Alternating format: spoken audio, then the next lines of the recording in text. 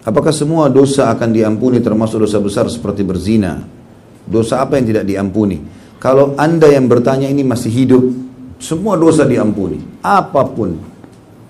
Innallaha yaghfiru dzunuba jami'a dalam surah Az-Zumar. Allah mengampuni semua dosa. Durhaka sama orang tua, jahat sama apapun. Selama masih hidup. Taubat nasuha. Sekarang ini taubat nasuha. Cuma dosa ada dua macam. Ada dosa yang berhubungan dengan hak Allah saja. Seperti kasus misalnya tidak sholat, ya, tidak puasa. Itu haknya Allah. Kalau teman-teman taubat nasuha kepada Allah, Allah maha pengampun. Allah bisa maafkan sebanyak apapun dosa kita. Tapi kalau berhubungan dengan hak manusia, kayak ghibah, gunjing, fitnah, mencuri, memukul, ya, menjatuhkan martabatnya lah, apalah segala macam. Ini hubungan sama manusia. Maka ini syaratnya harus taubat kepada Allah karena Allah larang dan harus mengembalikan haknya orang itu. Memperbaiki namanya kah, mengembalikan barang yang pernah dicuri kah, itu harus.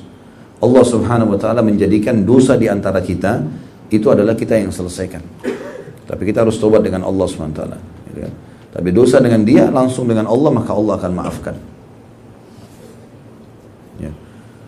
Jadi ini Allah Subhanahu wa taala akan maafkan walaupun berzina berulang-ulang, walaupun membunuh berulang-ulang, semua ini insya Allah akan dimaafkan oleh Allah.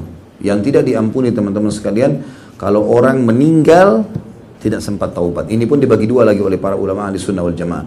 Kalau dia berbuat dosa selain syirik, selain kekufuran, selain kemunafikan, ya, dalam arti kata betul-betul dia muslim tapi dia punya dosa-dosa, maka ini namanya selain kemusyrikan, artinya tidak menyekutukan Allah. Kekufuran dan kemunafikan ini jelas-jelas sudah tidak mungkin, gitu kan? Maka masih tahta masyiatillah, di bawah naungan Allah. Misal dia meninggal berzina tidak sempat taubat, misal dia beriba tidak sempat taubat, maka ini masih ada kemungkinan dia akan dimaafkan oleh Allah Subhanahu wa taala. Di bawah masyiat. Kalau Allah ingin Allah maafkan, kalau Allah ingin Allah siksa. Ya. Tapi kalau perbuatan dosa syirik, kufur, ya, munafik ini tidak dimaafkan oleh Allah.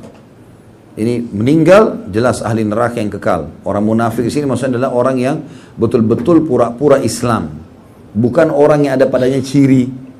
Karena hadis yang berbunyi misalnya tanda-tanda orang munafik 3, kalau dia berbicara dia bohong, kalau dia diberikan amanah dia berkhianat, kalau dia berjanji dia pungkiri. Ini tanda-tanda. Bukan berarti dia orang munafik. Kalau dia terus membiarkan itu pada dirinya, dia akan pindah kepada munafik yang besar. Munafik yang sebenarnya adalah yang kekal di api neraka, munafik yang pura-pura Islam.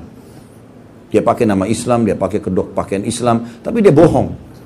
Seperti di zaman Nabi SAW, pimpinannya namanya Abdullah bin Abi Salul. Abdullah, hamba Allah namanya.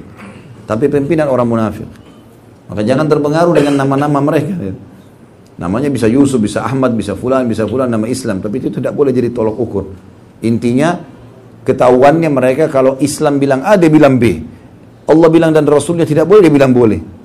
Allah bilang boleh, dia katakan tidak boleh. Dan dia bertolak belakang dengan hukum-hukum Allah. Ya. Itu gampang dikenal tentunya.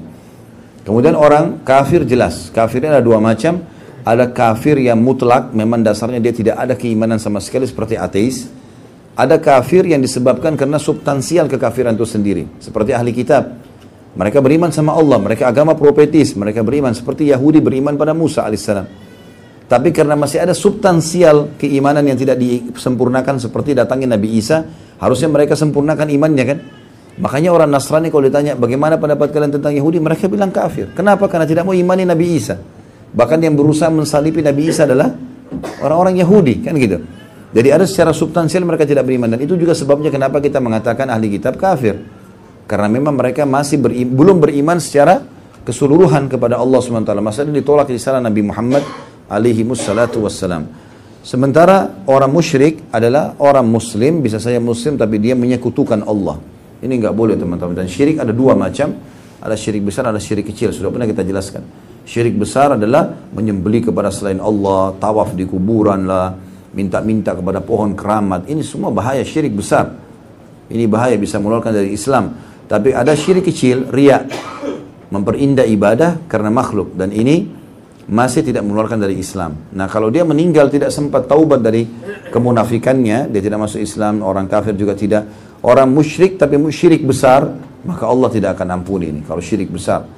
Sebagaimana Allah sebutkan dalam surah An-Nisa, A'udzubillahi minasyaitonirrajim, innallaha la yaghfiru an yushraka bih wa yaghfiru ma duna dzalika liman yasha. Allah tidak akan maafkan dosa-dosa syirik dan Allah masih maafkan dosa selain syirik itu. Maksudnya pada hari kiamat. Kalau dia sudah meninggal tidak sempat taubat. Tapi kalau syirik kecil masuk dalam kategori dosa besar. Kayak riya misalnya. Karena riya itu misalnya orang sholat, dia berindah sholatnya hanya karena makhluk di sebelahnya. Ada manusia di sebelahnya. Maka amal itu saja yang hancur. Amal lain tidak ada pengaruhnya. Kalau syirik kecil, riya. Atau berbangga-bangga, menceritakan amal-amal solehnya gitu kan. Tapi kalau syirik besar ini bahaya. Allahu a'lam. Itu yang saya ketahui.